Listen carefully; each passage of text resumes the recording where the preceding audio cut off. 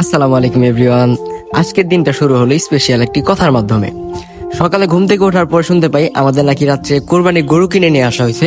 তো এটা শোনা মাত্রই আমি একদম শক যে রাত্রেবেলা কোরবানি গরু কিনে নিয়ে আসলো আর আমি জানি না। তো সকাল সকাল বেরিয়ে পড়লাম ল্যাম্বরগিনি নিয়ে, সাথে ভাতিজাকে নিয়ে বেরিয়ে পড়লাম গরুটা দেখতে।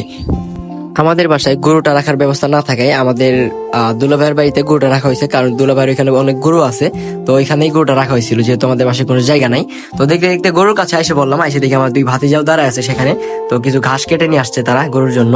তো আমি গরুকে ঘাস খাওয়াচ্ছিলাম আর কি। তো পিছন থেকে আমার ভাতিজা ভিডিও করতেছিল। ওইখানে ঘাস কম হওয়ার কারণে ভাতিজাদেরকে নিয়ে বেরিয়ে পড়লাম কিছু ঘাস তুলতে।